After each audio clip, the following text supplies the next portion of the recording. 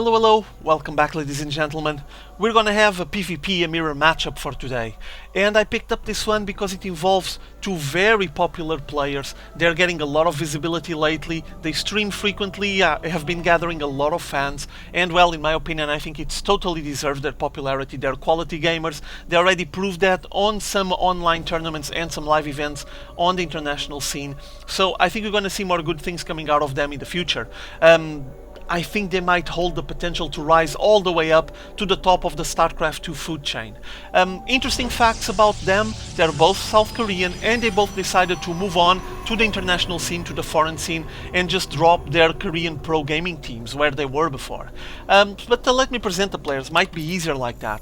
Spawning here on this bottom left position, we're gonna have this red Protoss, going by the name, and well, pardon my pronunciation, I'm gonna call him Hwangsin, and Hwangsin already been part of teams like Team MVP and Team IM when he was playing professionally in South Korea, but with no visible results, no visibility whatsoever. So he decided to move on to the foreign scene and signed up for a fairly recently formed team, North American based, called Its Gosu eSports. And I actually took a look at their lineup and it looks pretty decent, pretty good. I think we're gonna hear more good things coming out of this team and from Hwangsin in particular.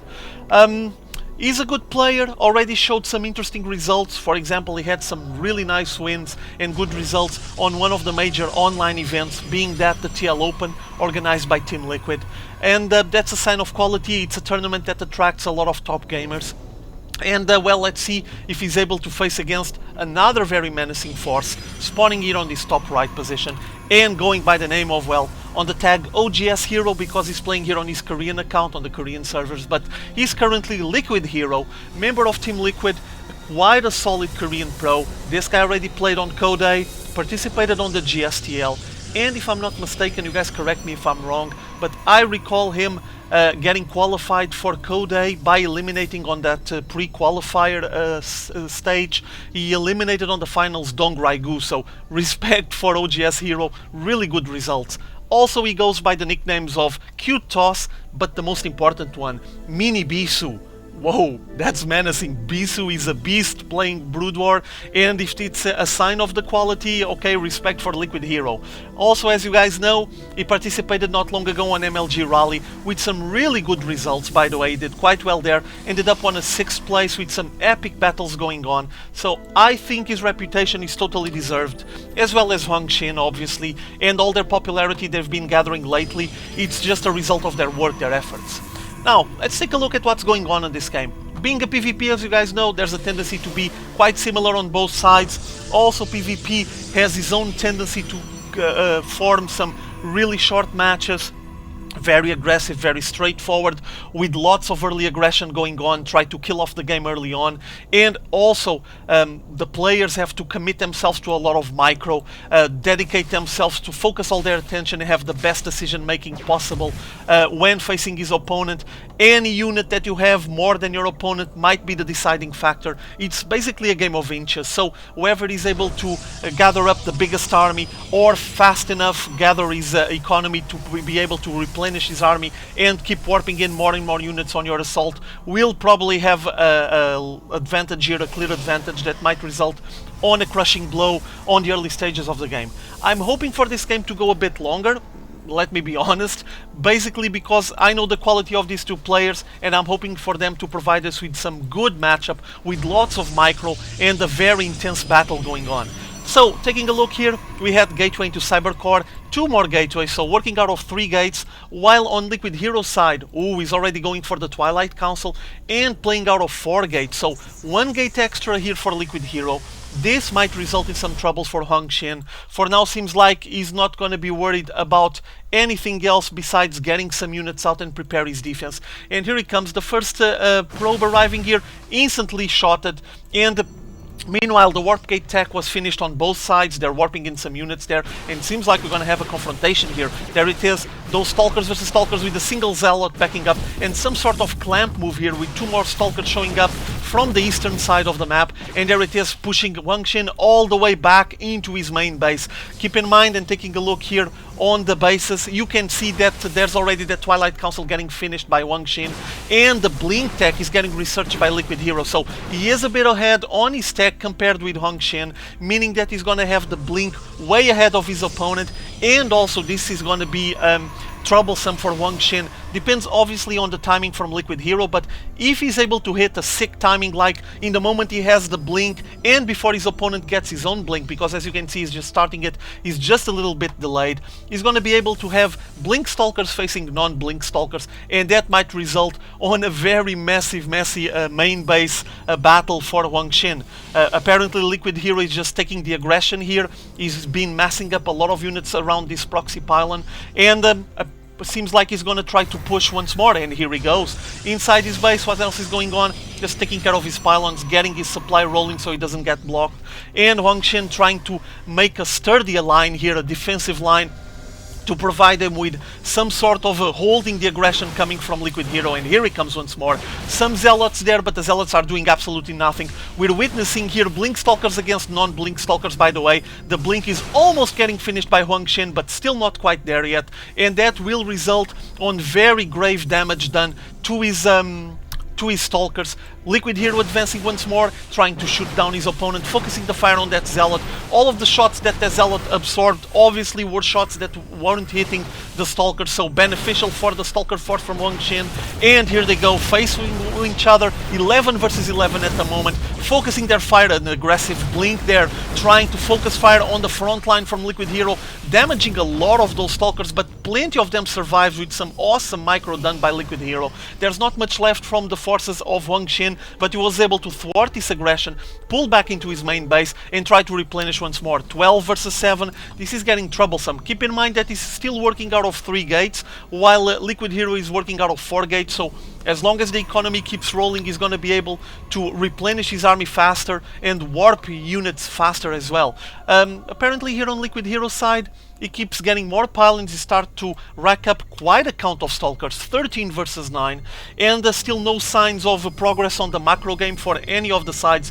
They're just committed to this one base play, making sure they keep replenishing their armies, because, well, like I stated before, PvP tends to be quite aggressive on the early stages of the game, and well, apparently we're gonna have LiquidHerO moving down south, going to this Xel'Naga watchtower. I was wondering if he would be going all the way south and make some sort of flanking maneuver.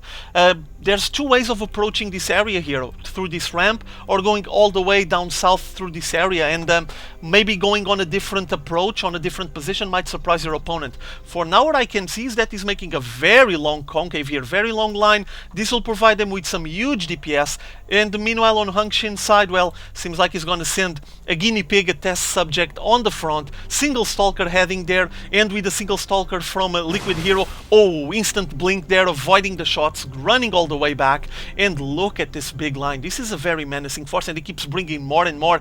Apparently seems like he's trying to draw Hwangsin's forces in, leaving this Stalker on the front, try to give a bit of visibility, show him that he has a Stalker there, and at the same time notice him microing, pulling them a little bit back to make sure his opponent will only be able to spot that single Stalker and come down with his forces. Oh, was almost happening there, sending a single Stalker, making sure he's not gonna get caught there, and now pulling back. This looks like a trap. Oh, big offensive Blink there, jumping on all of those units from Hwangsin, and boy, that looked really troublesome in my modest opinion. I'm glad that Hwangsin didn't decide to move along with all of his forces at the same time, or we would be having there a huge surround.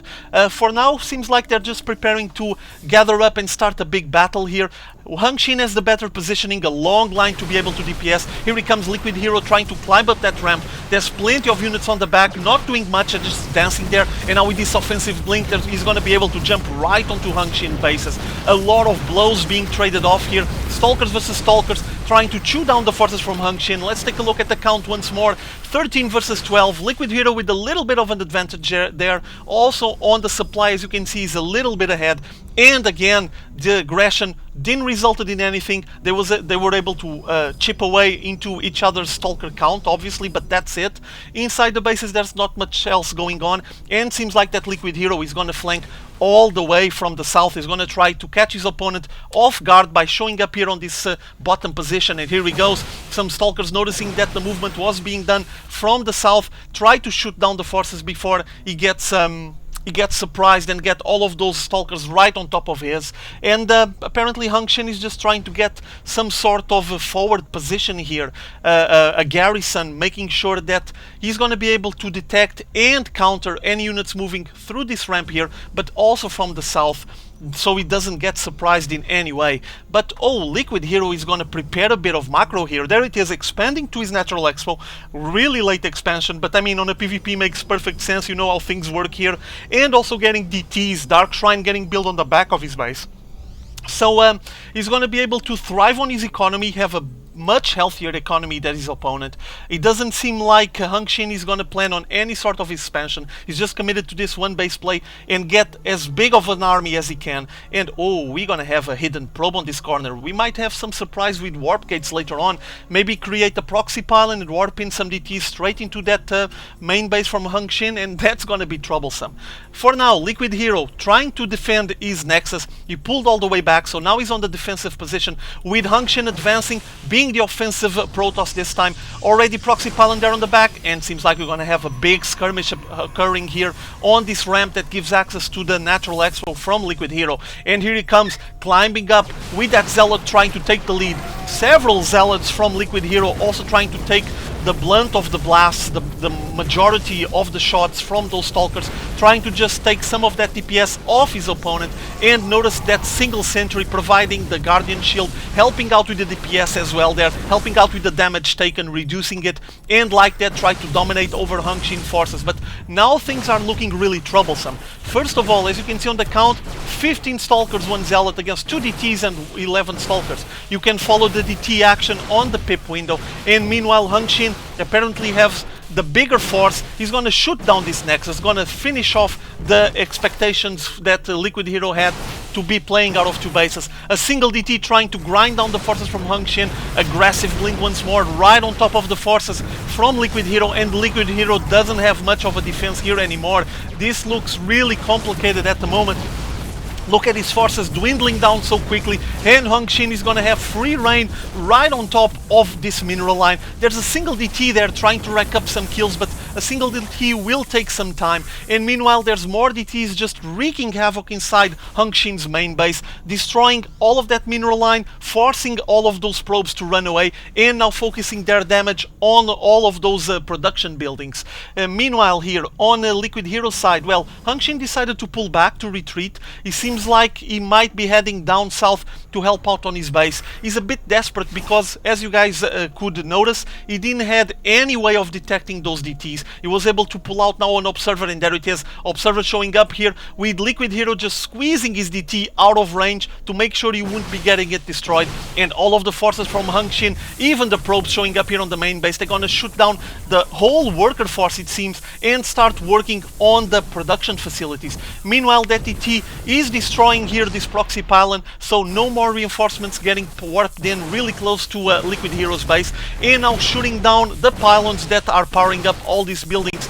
This is going to be troublesome. It doesn't seem like LiquidHERO will be able to manage this because, well, there it is, all of his SimCity was powered down. He doesn't have enough of an economy, a single probe alive, it's the single survivor from his worker force, and basically the only warp gate that he had a bit more south was destroyed on this push by Hwangsin, meaning that at the moment he's stuck. He cannot produce anything else, he doesn't have any capability to produce anything else, and with all the production facilities powered down, and you need 100 minerals to get a pylon, well, you can't even get a new pylon there to start producing once more. So I guess he's kind of stuck. He's dependent on what remaining forces he has, and as you can see, remaining forces are like 3 DTs and 2 Stalkers against 9 Stalkers.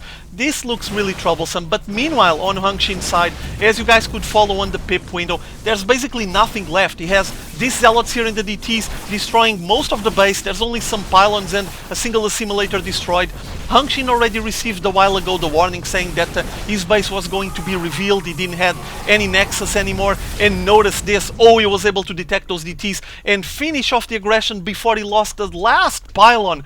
Oh, so impressive, leaving a huge bodyguard here, a huge armed force, making sure he's not gonna lose this pylon. Meanwhile, this bottom pylon with the single probe that Hero has left is hanging here on the south, and seems like Hwangsin is gonna head back into the north position, into this base from LiquidHerO, and start destroying the remaining buildings. I mean, LiquidHerO doesn't have any chance here. Hwangsin trying to kill this Nexus with 2 probes, this is gonna take a while, but he's sending all of his forces up, and they're gonna be able to finish off all of this building so quickly. He did have the warp gate here, but got destroyed, so with no money to get a pylon, with no way of getting workers, and with this big force advancing towards his base, there's not much for him to do besides, well, what he just did. A GG and getting out of this game. This was such a close call. I mean, keep in mind that Hwangsin had this pylon, that was it. His single remaining pylon, that was all he had from his buildings, from his main base, and he was able to defend it right on time, so excellent decision making there. And on Hero's side, well, he did have a base, he did had all of these production facilities, but with no pylons and no money to get at least a proxy pylon here to start powering up this place, and with a single probe hanging here on the south, there's not much for him to do. He was basically with his hands tied. So impressive PvP. I mean, ended up with a very interesting result. Really close call. Very decision-making dependent, obviously. He was able to get the best over LiquidHerO. Hwangsin won this game. Congrats to him. Too bad for LiquidHerO, but still the game was so close that I think it's no shame, especially losing for such a solid Protoss player. And hopefully we're going to see more good things coming out of Team Liquid and from LiquidHerO in the future. I hope you guys enjoyed this game. See you all later. Have fun.